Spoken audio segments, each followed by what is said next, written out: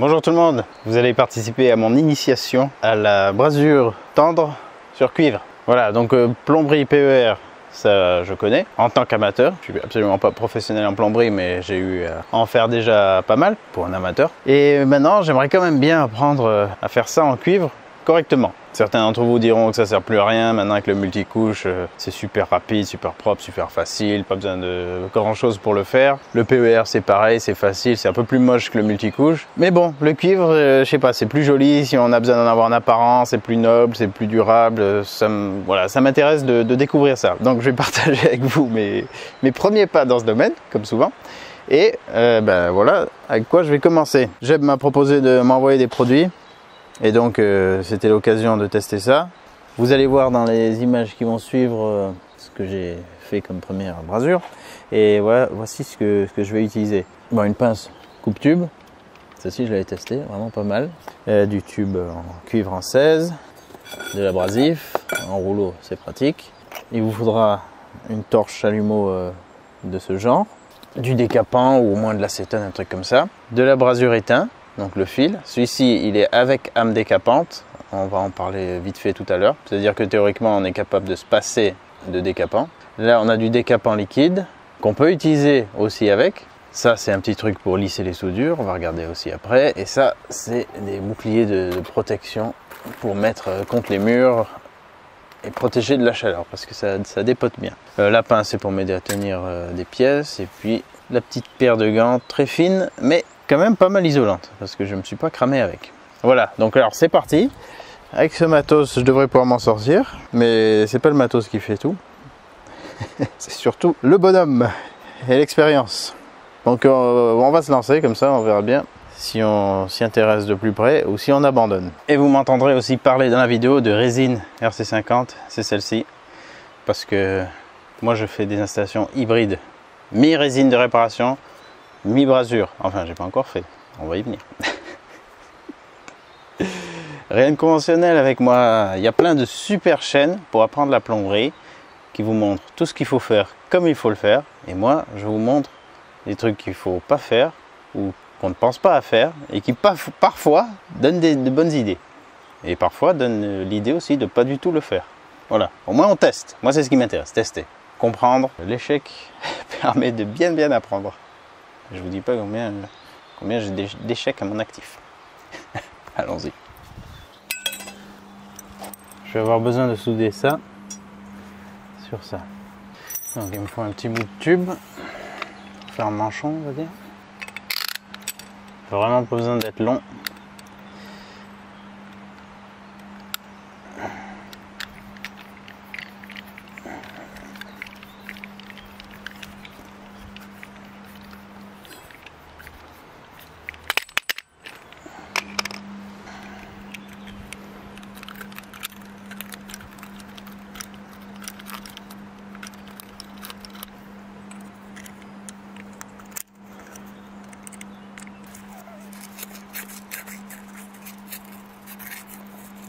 J'aurais dû penser avant de couper.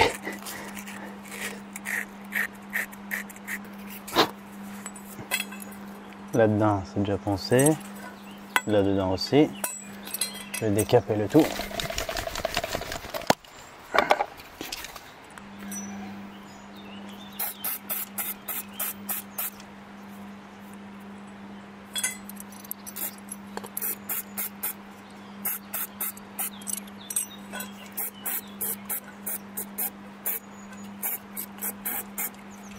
Là j'ai deux solutions. J'ai pris ça avec âme décapante, mais j'avais pris ça aussi. Mais je pense pas que j'ai besoin d'utiliser les deux. Du coup, si celle-ci, si ce fil a une âme décapante, si j'ai bien compris, on n'a pas besoin d'utiliser ça. Si on avait du fil normal, je connais pas les désignations exactes. Brasure est sans âme décapante, je pense qu'on aurait utilisé ça. Enfin, c'est sûr qu'on aurait dû utiliser ça. Donc là, je vais tester simplement avec ça déjà pour voir.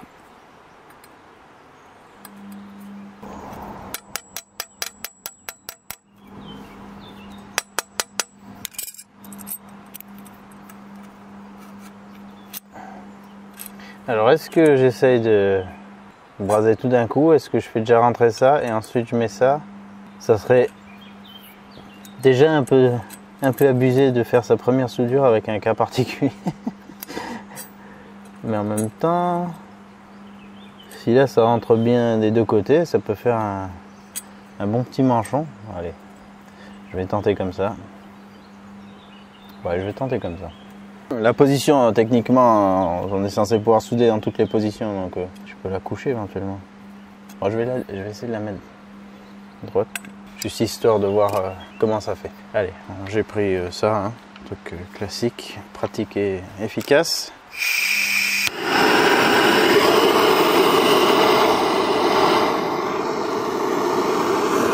Première fois que j'utilise un chalumeau.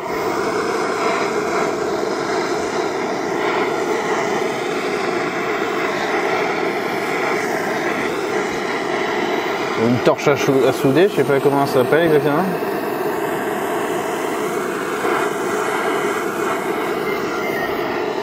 Et le téléphone sonne forcément.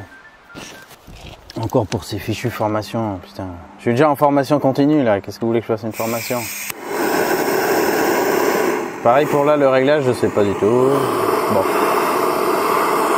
On va déjà chauffer un peu.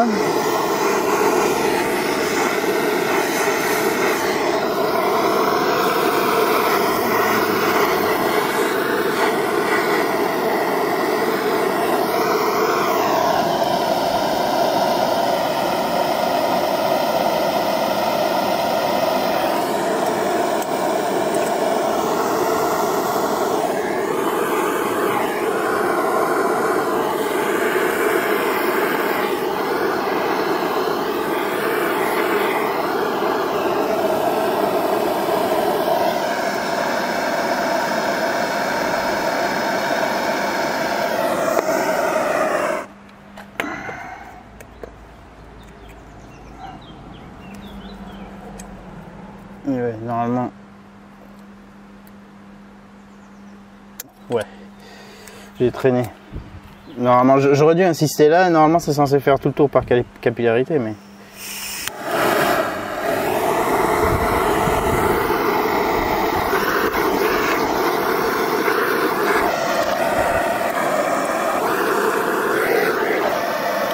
Putain. Condition à la con. Mais en fait, oui, je peux le laisser coucher. Bon, je vais le laisser coucher.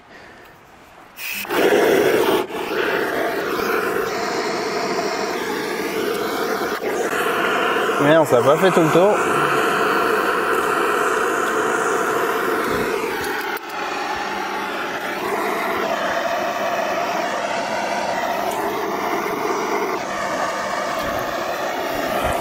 Ouais, ben là, je sais pas comment savoir exactement si c'est bon.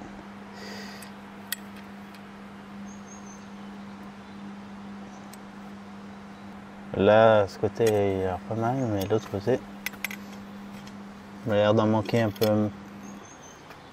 Voilà, voilà. Donc ça, c'était la première. Et je sais pas si c'est suffisant ou pas du tout. Je vais essayer d'en remettre un peu quand même, que ça soit comblé, on va dire. Je serai plus rassuré.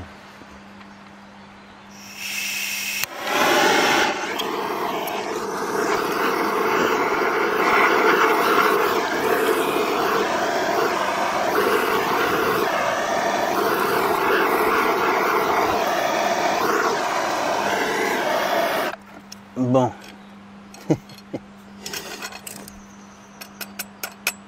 Premier test. Alors j'en ai un autre à faire. Cette fois, l'autre je pouvais pas vraiment me permettre de mettre plus long. Là celui-là je peux me permettre de mettre plus long. C'est d'ailleurs ça. Hein, oui. Donc pareil, poncer, décaper.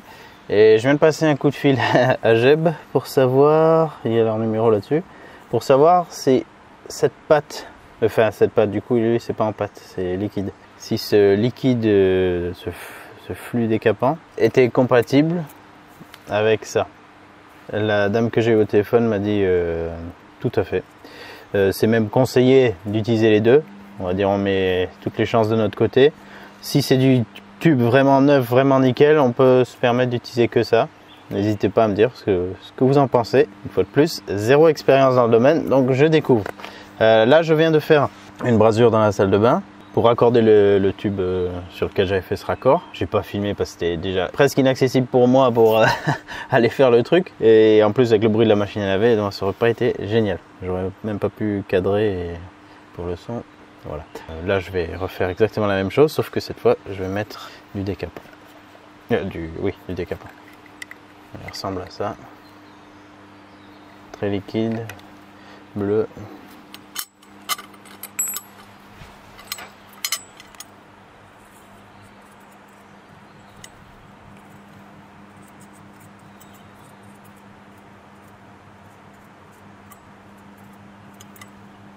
Je sais pas exactement quelle quantité mettre. Vu que là celui-là il est vraiment liquide, ça il a tendance à pas mal couler. Bon, de toute façon, on en met sur toutes les parties à braser. Déjà, je vais faire ce premier petit bout.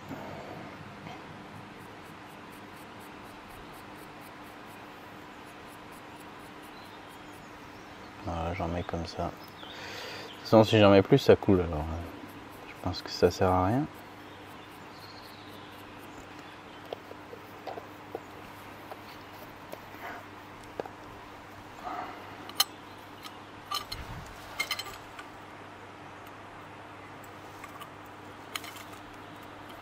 Ouais, ils sont pas nickel ces tubes. Enfin, genre, on dirait que enfin, le thé, on dirait qu'il a pris des coups.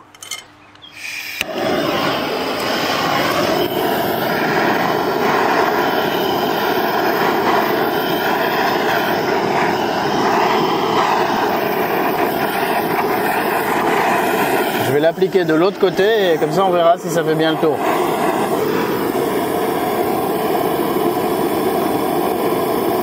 Encore un peu, pas assez chaud là.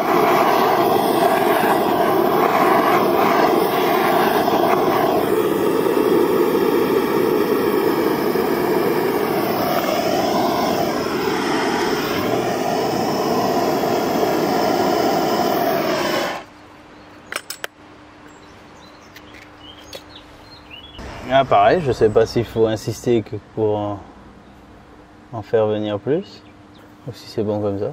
En tout cas, ça fait le tour assez bien. Voilà, les débuts. Alors, je vous avoue un truc. Là et là, c'est déjà soudé, mais avec la résine RC50 que j'ai utilisée, qui était assez intéressante. Là aussi, j'en ai utilisé.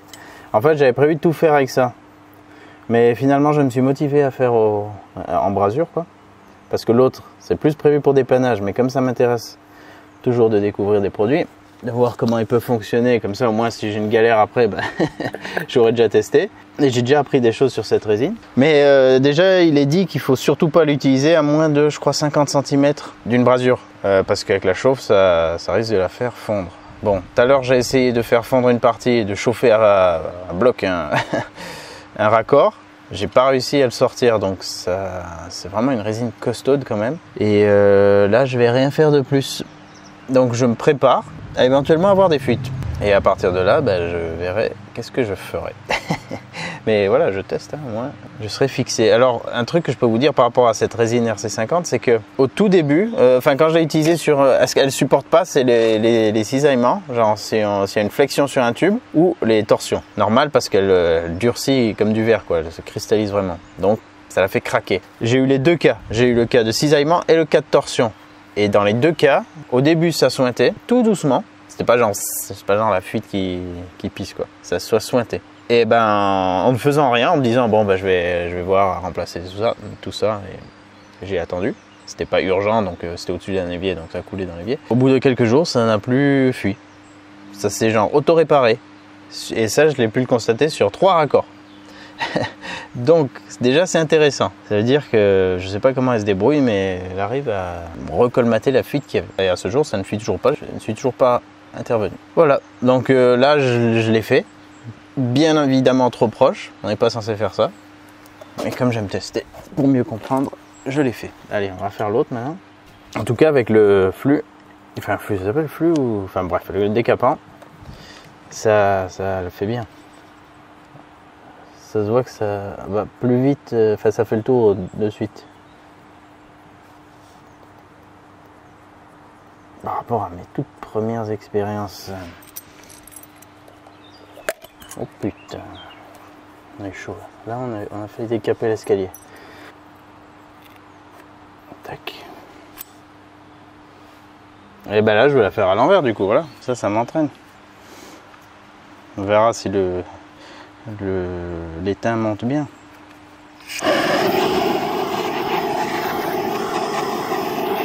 Là je peux faire le tour avec le chalumeau, mais tout à l'heure dans la salle de bain bien sûr j'étais contre le mur, j'ai pas pu faire le tour, donc je vais vous montrer ce que j'avais mis contre le mur aussi.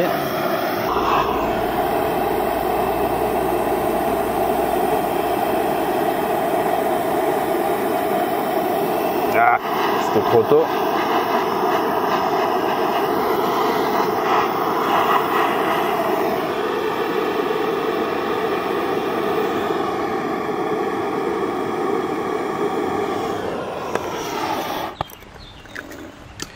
Est-ce que c'est bon? Est-ce que ça a bien fait le tour?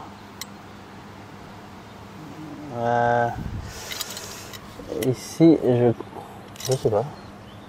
Ah si, je crois que oui. Je crois que oui. Là, c'est marrant, hein, la capillarité, comment ça fait ça. Je vois que ça fait le tour. Je serais presque tenté d'en remettre. Mais bon, là, je peux la tourner dans tous les sens, c'est facile. Mais si c'était contre un mur, comment je ferais? Faire confiance, quoi. Bon, bah, je crois que c'est bon. Alors là, j'ai pas nettoyé, lissé, préparé, enfin j'ai rien fait sur les soudures, mais j'ai ça aussi. Un petit chiffon pour lisser les soudures, quoi. Ça aussi, j'ai vu que c'est un coup à prendre, hein. Faut le faire au bon moment. Je crois que ça contient de la paraffine, un truc comme ça. Ça permet de lisser s'il y a un peu des bourrelets de soudure. Ouais, d'ailleurs, je vais réchauffer ce petit bout là. Je vais essayer de remettre un tout petit peu d'étain et je vais essayer de lisser.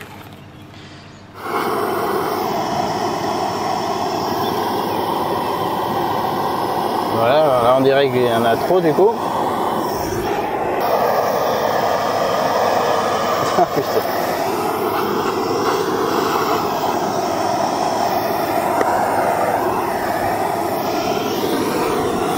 C'est que j'ai une coulée. En plus ça serait derrière, bon. Je triche, je pourrais pas l'avoir de toute façon.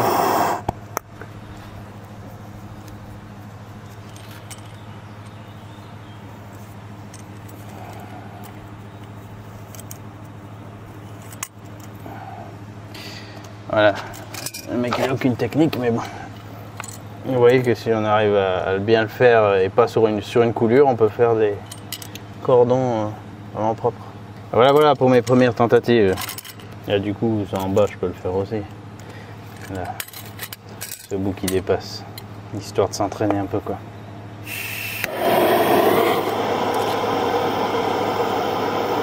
Voilà, là, tout ce que j'ai fait, c'est imprimer le motif du tissu. Nul. Je fais beaucoup trop lentement.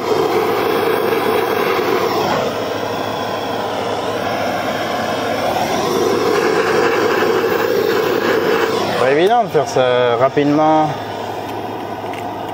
en posant le truc. Voilà, là, le premier coup c'était bien, le deuxième coup j'ai regâché.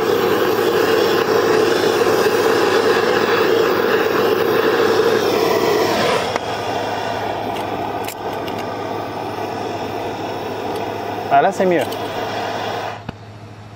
Là c'est mieux là. Ouais, là c'est pas mal. Tout propre, tout lisse. Enfin, à part un peu les débordements, mais... Enfin ouais, je vois de suite qu'il ne faut pas hésiter à appuyer. Si on a moyen de bien faire le tour, bien appuyé, ça va faire quelque chose de plus joli. Bon, ben, en espérant que ça tienne tout ça. Ah non, de Zeus. Toutes ces aventures. Et je vais me retrouver avec un petit d'arrosage automatique dans la salle de bain, là, ça va pisser de tous les côtés.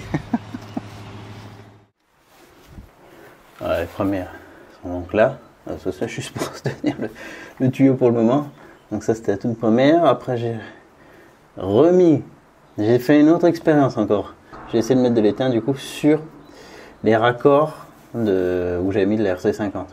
J'ai pas réussi à les déboîter. Je pensais qu'en chauffant vraiment fort, peut-être ça fondrait et que j'arriverais à les sortir, mais non, ça va pas bouger. Donc j'ai essayé de faire par-dessus des petits bourrelets d'étain. Voilà, donc là, c'est possible que ça fasse des petits geysers à cet endroit. Ici c'est le bout que j'ai brasé contre le mur, donc j'ai utilisé un truc protecteur comme ça. Une face qu'on met contre le mur et une autre face qui craint pas la chaleur. Quand c'est au niveau du sol, c'est plus pratique parce qu'on le cale derrière et ça tient par terre. J'ai dû le faire tenir le temps de faire ça, mais bon voilà, c'est bien fait. J'ai pas lissé la soudure, vous voyez qu'il y a une petite goutte d'étain là. Mais sinon, j'avais vu qu'elle avait bien fait le tour. Et à côté, on avait aussi l'RC50 que j'ai pas touché. Donc suspense. Mais vous inquiétez pas, je vais vous montrer, on va bien regarder si ça fuit ou si ça tient.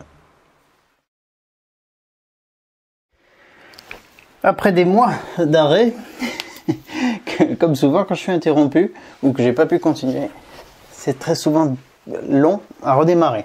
Mais là j'ai commencé à m'y remettre. Bon, c'est long parce que aussi ce que je suis en train de faire, c'est assez délicat dans le sens où je vais devoir couper l'alimentation d'eau principale, et une fois que je l'ai coupé, ben, j'ai plus le choix que de tout réussir à rebrancher. Mais j'ai trouvé quand même une combinaison. En fait, ce qui était le problème et que j'ai pas pensé au tout début, parce que je voulais faire une installation un peu plus clean. Donc là, ça aura cette gueule. C'est pas terrible. Déjà, s'il y a des pros qui regardent, oh, qu'est-ce que vous faites? Vous êtes égaré. Regardez pas ça, ça va vous faire mal.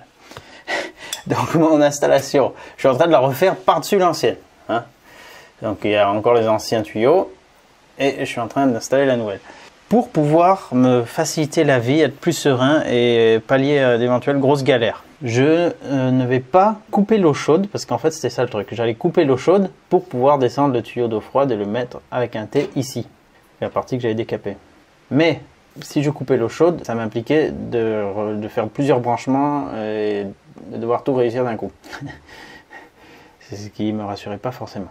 Il y a toujours des interruptions et tout. Bon. Donc finalement, je me suis dit, je viens un peu plus en avant, je fais un coude et je viens me brancher de face, comme ça. Donc j'ai tout brasé, sauf ce raccord. Et en faisant ça, ça va me permettre de déporter ça. Donc de relier cette partie à l'eau froide. Là, j'ai installé le mitigeur sur le côté de la baignoire, comme ça. J'aime bien sur le côté parce que si les enfants ils prennent les deux le bain ensemble et qu'ils jouent, et qu'il y en a un qui est de ce côté, eh ben, il y a moins de chances qu'ils se cognent la tête si je l'ai mis de manière centrale. Donc je l'ai mis ici. Ça peut s'orienter comme on veut. Mais voilà, j'ai trouvé ça plus adapté à la situation. Donc j'ai percé, rien de compliqué pour ça. J'ai installé comme ça. Pareil, très très simple. Et lui, je vais pouvoir le relier. Donc il sera alimenté en eau froide mais pas en eau chaude. Ça sera, voilà, je pourrais fermer ici. Ensuite, ici, j'avais mis une vanne, donc je vais pouvoir couper. Ça va pas repartir au chauffe-eau, parce que c'est la future alimentation du chauffe-eau et donc le futur retour. Pour l'instant, le chauffe-eau est toujours alimenté par là-haut, ça part là, tout le long du plafond. Ça sort, ça fait le tour de la salle de bain par l'extérieur et ça va en haut. Donc là, je vais pouvoir couper et juste ici, je vais rajouter un bouchon. Donc j'aurai ce bouchon, j'aurai cette vanne. J'aurais déjà fait ma coupe cruciale principale ici. Et si j'ai pas de galère pour raccorder ça, ça sera bon pour continuer un peu plus sereinement. Enfin, c'est-à-dire que j'aurai moins d'étapes à faire d'un coup. Parce qu'après, quand je vais défaire le mitigeur là, il faudra que j'enchaîne et que je relie, que j'installe le neuf. En espérant que les trous soient suffisants pour installer le nouveau par-dessus. Voilà. Donc ça, il faudra que je vire. Et ensuite, il faudra que je relie derrière, là, à la sortie de ces deux tuyaux, derrière la salle de bain, les raccords PER qui monteront au chauffe-eau. Donc ce que je vais faire maintenant, bon, les brasures, ça va de mieux en mieux, vous voyez, elles sont plus propres. Elles sont plus propres. Je ne vais pas dire que je maîtrise, mais je commence à un peu mieux comprendre. J'avais tendance à pas assez chauffer les fois d'avant. Donc là, maintenant, je chauffe plus. Et puis après, quand on met, c'est sûr que ça fait bien le tour. Voilà, maintenant, donc je vais devoir couper ici, je pense à la disqueuse. Avec mon coupe-tube, ça peut pas le faire, il n'y a pas l'amplitude. Donc je vais couper avec la disqueuse. J'espère que j'aurai la souplesse suffisante pour rentrer dans le tube. Braser, remettre en eau. Alors d'abord, ouais, pour justement pas me mettre trop en galère, il faut que je rajoute un joint ici. Il faut que je rajoute un joint là, avec le bouchon. Il faut que je rajoute un joint là, avec le flexible. Et puis comme ça, dès que j'aurai remis ça, il n'y aura plus qu'à remettre en eau. Et donc la machine à laver, le WC derrière seront alimentés, le lavabo, la douche, tout sera encore alimenté. Voilà, il y a beaucoup de choses qui dépendent de la réussite de ce raccord. Je vais pas filmer parce que ça va être compliqué pour moi, mais pour la remise en eau, je vais filmer. Donc comme ça, s'il y a des geysers, ça vaudra le coup. Bon, je vais être prêt pour remettre en eau. C'était un bon petit coup de stress déjà à ce stade. Parce qu'en fait, il n'y avait aucune souplesse dans les tuyaux, enfin très peu de ce côté, donc pour mettre mon thé, c'était mort. Une fois que j'ai coupé, je me suis rendu compte que c'était du 14 et pas du 16. Voilà, voilà. Il me semblait que c'était du 16. En fait, j'ai été induit en erreur par... Enfin bon, bref, je me suis planté. Voilà, donc c'était pas du 16. Heureusement, j'avais deux réducteurs comme ça qui traînaient. 14, 18. Je sais pas pourquoi j'avais ça, puisque je fais pas de plomberie cuivre, j'ai dû les récupérer quelque part, j'en sais rien. Je les ai mis le 18 sur le 16, au lieu de faire rentrer le 16 dans le T, et ben le T, il est devenu la partie mâle. Et l'autre, le 14, c'était bon. Sauf que j'avais toujours pas assez de souplesse pour écarter. Donc j'ai dû, j'ai essayé avec plusieurs trucs, avec la pseudo Dremel. Et ensuite, ça allait pas assez, donc j'ai pris une lime tronçonneuse, la chaîne de tronçonneuse, pour enlever le petit col à l'intérieur qui fait buter. Le tuyau est arrivé en butée, en fait il peut pas coulisser librement. Donc j'ai limé ça pour pouvoir en faire comme un manchon. Donc lui du coup je l'ai rentré plus loin. J'ai mis mon truc en place. Bon, j'avais bien sûr mis le flux de partout. J'ai ramené. Et puis maintenant il n'y a plus qu'à prier. Enfin j'ai normalement bien chargé en éteint. Mais je suis vraiment en stress là. J'espère que ça va aller. Là c'est raccordé avec des joints. Là c'est jointé. Là c'est bouché. Donc il n'y a plus qu'à tenter une remise en eau. J'espère que j'ai rien oublié d'autre. Que de galère, putain. Allez, on va faire ça en direct. Pourvu que ça pisse pas dans tous les sens, puisque c'est pas des raccords parfaitement adaptés. Je pouvais pas dire qu'il y avait vraiment du jeu, mais...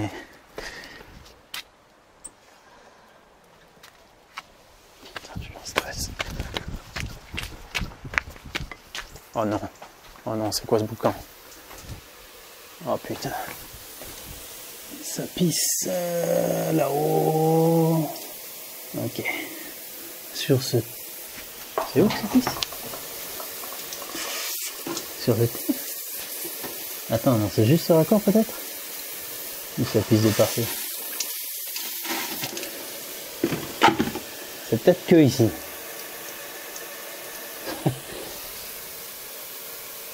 Bon, je vais recouper. Il faut quand même que j'essaie d'identifier exactement ce que...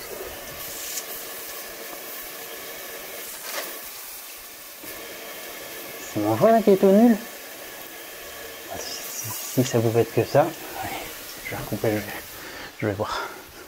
Pourtant j'ai foutu avec mes fibres, mais ça se trouve il s'est mis de travers, hein, je sais pas quoi.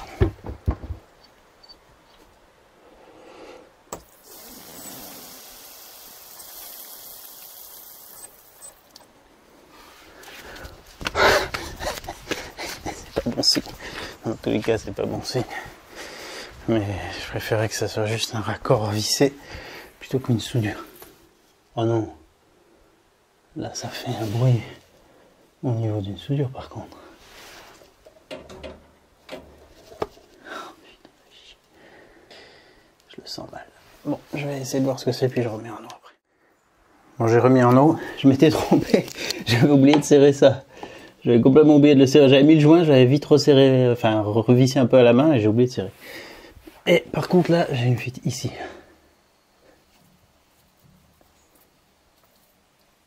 Ok. Bon. Je vais essayer de remettre un peu d'étain là. J'espère que... Je sais pas comment ça se passe quand il y a de l'eau dans le tuyau. Alors, je vais recouper et retenter ça. Bon, finalement, j'ai pas du tout réussi à purger ce tuyau. Pourtant, j'ai ouvert en bas, en haut, au bout de celui-là. J'ai mis une pompe pour gonfler les piscines et tout. Et j'avais pompé pour essayer d'évacuer toute la flotte. Donc j'avais demandé à ma fille de me dire si en bas ça coulait bien. Puis elle disait oui, il y a de l'eau qui sort quand je pompais. Mais malgré tout, à chaque fois que je chauffais, puis Dieu sait que j'ai chauffé, hein, il y avait de l'eau, des gouttes qui sortaient. Voilà, donc au final, pâte bicomposante. J'ai moulé ça de manière la plus propre possible. Et voilà, ça a pris, ça ne fait plus du tout. Oh là là, ça fait plus d'une semaine hein, depuis que j'ai filmé ça. Donc ça tient. Voilà, dommage hein, pour une film, mais une fois qu'on a remis en eau, ça peut être une vraie galère. Et j'ai vraiment essayé longtemps hein, de chauffer. J'avais pas trouvé d'autre solution. Ça n'arrêtait pas d'avoir toujours, admettons que c'était ici. Ça c'est les belles. Il y avait toujours, dès que je chauffais, une petite perle qui sortait, qui venait à ça. Voilà, ça continue sans cesse de sortir, donc la brasure voulait absolument pas rentrer. J'ai essayé de remettre du flux et tout, bon, ça sert à rien. Donc j'ai découvert que valait mieux valait mieux trop en mettre lors de la brasure initiale, surtout quand on a plusieurs raccords. Et puis voilà, même si ça doit venir par goûter en dessous, au moins ça voudra dire que c'est saturé. Bon, je dis pas non plus peut-être remplir les tuyaux, je sais pas si c'est possible. Mais bon, voilà, vaut mieux en mettre un peu plus que pas assez. Et moi, bon, sur 1, 2, 3, 4, 5, 6, 7 raccords. Ouais, j'en ai qu'un qui a fui, bon. Mais ça peut tout foutre en l'air. Donc j'en suis là. Bon, maintenant, si je veux continuer, il faut que je dévisse là-haut, sous le lavabo. Et vous pouvez voir qu'on a donc le tuyau en cuivre avec un écrou sur collet battu, je pense. Et au-dessus, on a une espèce d'écrou en tôle repliée qui fixe le robinet en haut. Ça a l'air un peu luisant, c'est parce que j'ai mis du dégrippant. Et franchement, la place est vraiment merdique. Même si j'enlève le tuyau, je ne pourrais pas mettre une douille parce que c'est collé contre la céramique là, à cet endroit. Donc je pourrais pas mettre une douille, donc j'essaye de le faire, j'essaie avec plusieurs outils. Avec ça, pas assez de place, j'essaie avec celle-ci, mais j'arrive pas à rentrer ma main. Donc j'ai réussi avec celui-ci de la placer, mais là j'ai pas réussi à desserrer. De ce côté j'ai réussi à desserrer, mais j'ai pas continué, mais voilà, ça s'est desserré au moins. Donc maintenant je vais enlever les tuyaux, couper l'eau, enlever les tuyaux, parce que lui je vais le remplacer bien sûr. Il fuit, il goûte, et puis bon, voilà, ça m'a saoulé. Je vais mettre à la place celui-là, en espérant que ça s'installe correctement. Donc j'aurai un trou l'un des deux côtés, il faudra que je bouche. Mais voilà, je vais essayer de faire ça. Et puis j'espère que ce sera pas trop galère à défaire. Je vous tiens au courant. Et sinon, ah oui, j'avais remis en eau quand même, hein, bien sûr. Donc là, on a de l'eau froide.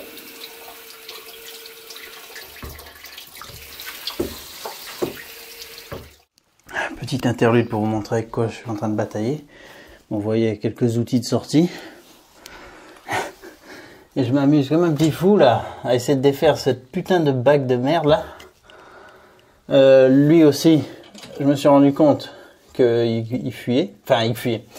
Le chauffe-eau se vide parce qu'il y a une espèce de mise à l'air en cas de surpression. Je crois s'il chauffe trop, ça peut évacuer en haut. Et j'ai l'impression que de l'air peut rentrer par là, même si j'ai coupé l'eau froide. Donc voilà, je l'ai pincé plusieurs fois avec la pince Monseigneur pour couper l'eau, tout simplement.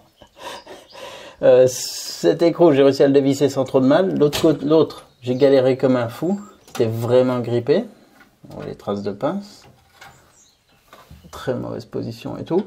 En revanche, l'autre écrou bague là qui permettait de serrer le mélangeur en haut était plus facile de l'autre côté à enlever parce que beaucoup moins rouillé. Avant ça, j'avais mis du dégrippant. J'ai essayé d'agir pendant moins de 2 heures. Et là, celui-ci, il me fait chier à mort. J'ai déjà dû en arracher des morceaux à la pince. Et comme je disais, ça bute là. J'ai déjà fait un demi-tour. Ça bute ici. Et donc ça bloque. Donc à chaque fois, je trouver des combines entre l'arrachage à la pince. Heureusement qu'elle a de bonnes dents, cette Cobra au bout. Et puis après, taper un peu avec la massette sur le tournevis. C'est vraiment, je sais pas comment c'est foutu d'origine. Je sais pas comment ils ont monté ces trucs d'origine, mais ça casse vraiment les couilles. J'ai l'impression que c'est le genre de lavabo qui était monté neuf avec vendu tout entier avec le mélangeur déjà monté, posé, et ensuite ils ont fait la plomberie pour venir raccorder dessus. Parce que là, l'accès est vraiment merdique au possible. J'ai même sorti ça pour essayer de couper, mais bon, la lame n'est pas terrible. Et ça suffisait pas. Voilà, bon bah j'essaie de continuer, j'espère que j'ai bientôt fini avec ça. Et après ça va être encore rigolo de raccorder l'eau chaude à l'extérieur sur le tuyau PER. Bah, je vous montre de suite. Parce que ça va vouloir sortir, ça va vouloir couler. Sauf que là, ça va être de l'eau bien chaude, brûlante, tu vois. Donc je vais couper là. Et après, je ramène le tuyau ici. En plus, j'ai un coffret pour les raccords emboîtement PER, mais pas ici. Il est à peu près 500 bornes d'ici. Donc je vais le faire à la main. Je l'ai déjà fait à la main plusieurs fois. C'est bien chiant. Enfin, à la main, à la pince et tout. C'est bien chiant. Mais voilà, je vais devoir faire ça. Et c'est ces deux tubes que je vous disais qui sont des mises à l'air. Donc je vais essayer de les scotcher pour essayer de les rendre plus hermétiques, en espérant que ça... Parce que je vois pas ce qui peut, autre que ça, faire appel d'air. Et puis après... Voilà. Ben, de toute façon, j'ai pas le choix que de réussir ça. Mais bon, ce sera bien au moins. Après, toute cette partie va dégager. Surtout à l'intérieur. Puis je vais pouvoir continuer de réparer le bord du toit, comme j'avais fait ici. Donc là, ça tient bien. Donc je vais voilà, lui refaire comme j'avais fait. Mais là, je dévie totalement du sujet. Bon j'ai réussi. Quelle plaie. Surtout avec cette position à la con. Voilà.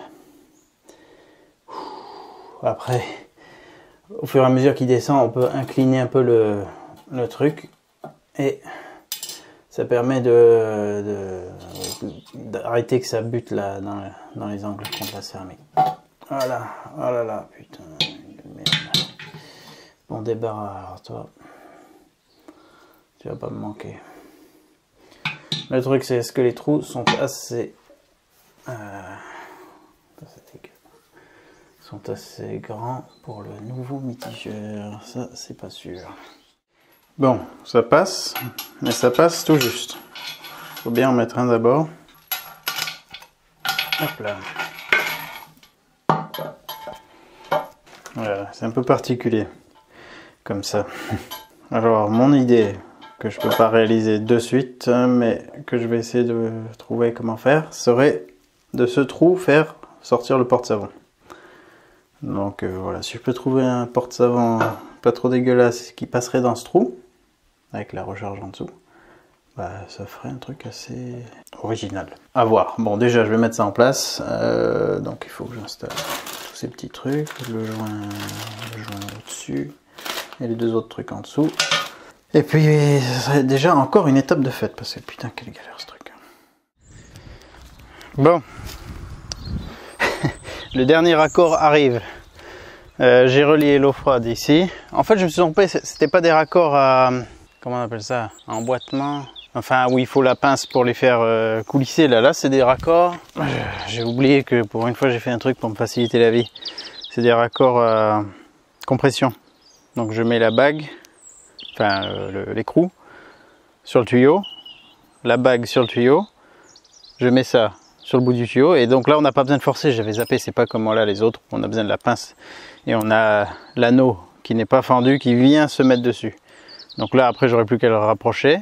Et en serrant ça, ça comprimer et tenir le tuyau par compression. Donc en fait, pas de souci pour ça. Je vais devoir faire la dernière coupe ici. Et c'est là que je crains qu'il y ait de l'eau chaude qui va sortir un peu fort. Donc je vais me grouiller. Je vais me grouiller. On va voir. J'espère juste que c'est pas trop brûlant. Et j'ai mis de l'adhésif sur les deux tuyaux de mise à l'air là. L'eau froide elle est bonne, elle est en place. L'eau chaude, il faut que je coupe long parce que si je coupe juste là, ouais c'est vrai que j'aurais pu couper dans la maison aussi. Bon déjà, je vais le sortir. Ah la gaine elle est tiède là, rien que de ce qui fuit dans la salle de bain.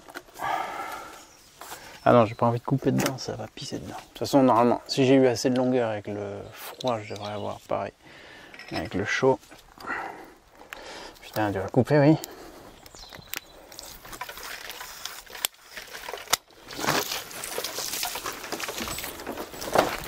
Putain, ça sort vachement fort, bordel. Et c'est chaud. Ah non. Ouais, c'est trop chaud là. C'est chier. Oh non. Pourquoi j'ai rien pour couper là? Ah ça c'est la merde. Voilà, c'est typiquement le genre de truc que j'espérais ne pas avoir. Ça fait chier ça. Ça fait chier. Ouais, putain, c'est un peu trop chaud quand même pour y aller à la main. Voilà, de toute façon, j'ai aucun autre moyen de couper l'eau. Pourquoi il y a une prise d'air comme ça? Je comprends pas ça. Il y a des mystères avec ce chauffe-eau solaire.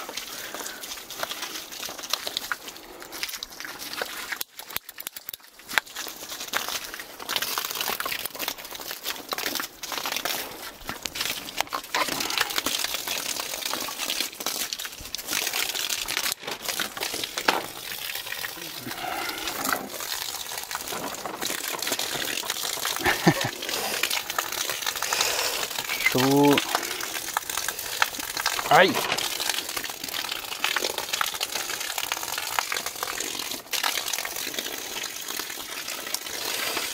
Putain, ça... Ah oui, attends, je vais essayer avec la pince. Mais il faut pas que je comprime le truc. Merde. Stress absolu là.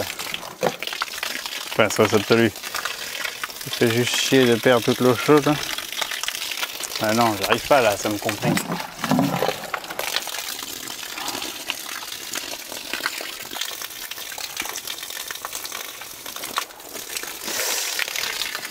C'est trop... Ça fait chier de perdre toute cette eau chaude là, merde.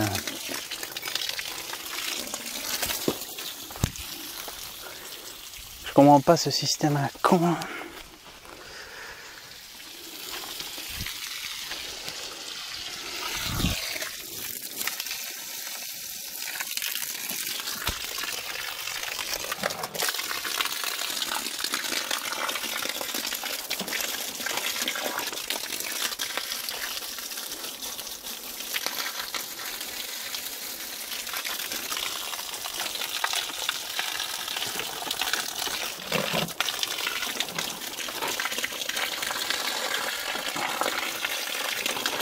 Là, j'arrive pas à la mettre comme ça.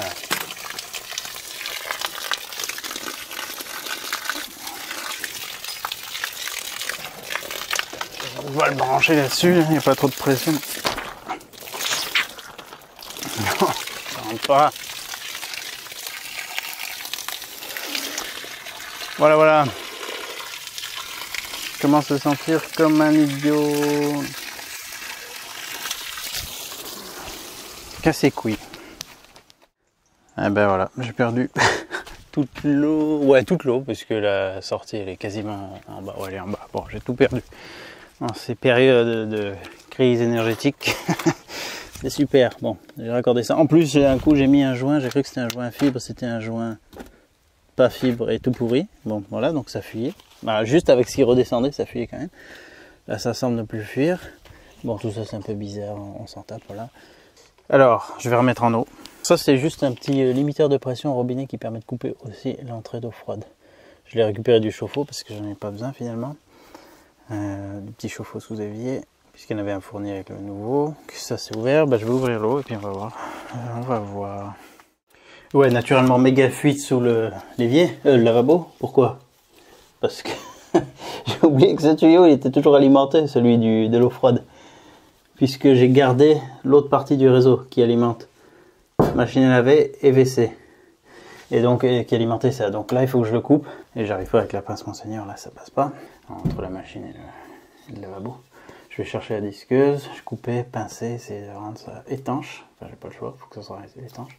Et après j'aurai peut-être encore des fuites, mais ça pissait fort là. Ok, j'ai coupé ici. J'ai chauffé au chalumeau jusqu'à ce que le cuivre devienne assez malléable pour le pincer avec la Cobra. Donc je l'ai aplati autant que possible. Ensuite j'ai rechauffé, j'ai mis un coup de... Enfin j'ai remis un coup de décapant. J'ai rechauffé, j'ai mis un peu de cuivre. Oh là là, je perds la boule. D'étain. Voilà, ça ne fait plus. Donc si vous ne savez pas comment faire, vous êtes dans une situation comme ça à la con, comme moi. Si vous n'avez pas de chalumeau, pas de d'étain, rien, ben une fois j'ai fait comme ça, j'ai fait une espèce de nœud, jusqu'à ce que je voyais que j'avais un bouchon en fait pour mettre au bout. Mais comme ça avait suffi à couper. Voilà. Sinon, je vous dis, pince Monseigneur, ça peut aider à faire quelques pincements pour couper l'eau. Nous voici le lendemain. Pour conclure, j'ai pas trop de fuite. Mais j'ai quand même une petite perle qui vient ici, là, sur la descente d'eau chaude, sur le raccord à la RC50. Bon, ça fuit tellement peu que ça mouille même pas par terre, genre juste ça perle un petit peu. Si ça fait comme dans la cuisine, où j'avais testé cette résine aussi, et ben dans la cuisine, ça, pareil, ça perlait. Et ça s'est complètement arrêté de le faire. Ça s'est auto-réparé. Donc on va voir si ça fait pareil ici. Mais c'est vraiment léger. Le reste, c'est ok. Je vais changer de mitigeur ici, malheureusement, parce que... Bon, Hansgrohe, c'est de la qualité, en principe, mais... Le débit d'eau chaude est tout pourri. Alors je sais pas si c'est parce que l'eau chaude descend que par gravité, mais avec l'autre, le vieux là, ça sortait beaucoup plus vite quand même. Donc là, je sais pas si c'est le limiteur de débit qui limite trop justement, quand il n'y a pas de pression. Donc ça c'est gênant. J'ai celui-là aussi que j'avais en stock. Donc je vais tester de mettre celui-ci. Parce qu'aussi les flexibles sont tout petits. Ils sont vraiment minces. Plus minces que ceux-là. Et là-dedans il y a les mêmes. Et quand je compare avec celui-ci, on a quand même plus de débit d'eau chaude ici, quoi. Plus là que là. De toute façon, faudrait que j'essaye de trouver un... Je sais pas si ça existe un petit surpresseur juste sur la sortie d'eau chaude. Faut que je me renseigne là-dessus. Bon, toujours est-il, j'ai réussi à faire mes premières brasures. Qu'est-ce que j'en conclus? Alors déjà, la résine, c'est intéressant, mais il faut pas l'utiliser si on... Enfin, vaut mieux quand même utiliser de la brasure. Parce que si on utilise ensuite de la brasure, ça va la faire chauffer, fondre et ça va fuir. Enfin, oui et non en fait, parce que ici par exemple, j'ai brasé ici, j'en ai trop mis, mais ça n'a pas fait fondre mon raccord, c'est particulier. Bon, elle est quand même vraiment bien, mais pas pour une... Ah oui, non, son gros défaut, c'est si on met des raccords à visser dessus, là au moment du serrage, ça va la casser, la faire tourner. En fait, elle est bien pour des réparations ou s'il n'y a aucun raccord à serrer, parce que là, ça risque vraiment de péter. Sinon, c'est efficace et en plus, ça semble s'auto-réparer s'il y a des petites fuites, donc c'est assez intéressant. Celle-ci, bon, ben voilà, je me suis rattrapé comme ça. Au début, je voulais essayer de faire des trucs jolis. Bon, c'est pas terrible. En essuyant, en faisant le tour, donc... Ah là, attends, déjà aussi, j'ai une petite perle là. Ça vient d'où? Ah non, ça a dû venir du trou là.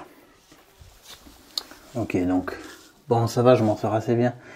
Au début, voilà, j'ai fait des trucs très moches, et puis au fur et à mesure, sur la fin, j'ai réussi à faire des trucs beaucoup mieux. Donc, faut quand même s'entraîner un petit peu, faut pas hésiter à chauffer suffisamment, faut pas non plus trop chauffer, sinon après le cuivre peut devenir trop mou. Voilà, mais ça vaut le coup de se lancer. Moi, c'est un truc que je m'étais pas lancé parce que ça me paraissait une fois de plus trop compliqué. Voilà. Je me disais, ah, j'ai pas le temps d'apprendre ça et tout, mais en fait, ouais, ça vaut le coup d'essayer. Ouais, ça c'était les premières. Je regrette pas d'avoir testé. Là, pour l'instant, ben, ça va. J'ai acquis, on va dire, quelques petites compétences, bien sûr, à développer. Mais j'ai démystifié le truc. J'ai vu aussi qu'il fallait vraiment bien nettoyer les pièces, bien les décaper. Même si j'ai utilisé de la brasure avec âme décapante, c'était mieux si en plus on pouvait mettre du décapant. Donc effectivement, j'ai vu que ça fonctionnait bien en utilisant les deux comme ça. Là, avec âme décapante, ça peut dépanner. Je pense que ça peut même bien fonctionner. Mais si les raccords n'étaient peut-être pas parfaitement propres, en mettant du décapant, on va assurer le tout. Comme je vous dis, vaut mieux vraiment bien assurer en amont, parce qu'une fois qu'on a remis en eau, on peut être en galère. Et peut-être même se retrouver des fois à devoir percer pour pouvoir purger un endroit qui serait difficile à purger. Et puis ensuite devoir faire plutôt une soudure. Enfin, je sais pas. Ça peut être plus compliqué, donc autant essayer de vraiment bien faire nickel la première fois. Et pareil, en tant que débutant, des fois on a envie que ce soit nickel direct, genre comme ça. Enfin, je sais pas, on va dire que ça c'est nickel parfait, mais bon, c'est beaucoup plus propre, il n'y a pas de goutte, il n'y a pas de surplus. Donc des fois on va peut-être faire ça au début et on risque de pas en mettre suffisamment. Vaut mieux à la limite qu'il y en ait un peu plus que ça goûte, et puis voilà, c'est pas grave, au moins on aura une bonne étanchéité. Donc moi je vais continuer avec cette installation, enlever l'ancienne et tout, et puis ça va être plus clean, Bien sûr, pas du tout d'un niveau professionnel, mais bon, je fais comme je peux avec les moyens du bord en contournant de l'ancien, sans tout casser, en gardant les deux fonctionnels jusqu'à la fin, et maintenant je peux enfin enlever, donc c'est pour ça qu'il y a des trucs un peu chelous, si vous l'avez pas encore compris. Voilà, en tout cas, c'est en faisant qu'on fait. N'hésitez pas à vous lancer parce que c'est pas si compliqué, mais voilà, il faut tester pour comprendre les choses. Faut tester pour comprendre les choses, tout simplement. Je vous mets les liens utiles dans la description. Je vais pouvoir virer ces tuyaux très moches, ça c'est cool. Et puis continuer à essayer de rénover cette maison et cette salle de bain notamment avec les moyens du bord, petit budget et surtout avec 1000 autres choses à faire en parallèle. Voilà, allez, je vous dis à très bientôt dans une nouvelle vidéo. Bien sûr, si vous avez des conseils de pro, n'hésitez pas à me les donner, je les prends, je les dévore avec plaisir. Si vous avez des questions auxquelles je peux éventuellement répondre, n'hésitez pas aussi à les poser. Et il y aura toujours peut-être quelqu'un qui pourra répondre à ma place. Parce que je suis loin de maîtriser le sujet. Allez, à très très bientôt, au revoir. Encore des trucs à raccrocher. J'ai abîmé. C'est un métier, et c'est un métier douloureux. J'ai fait un après-midi, j'ai le dos tout pété, j'ai mal de partout. Respect les plombiers, c'est quand même pas facile de ramper sous les lavabos des chiottes à longueur de journée. Hein.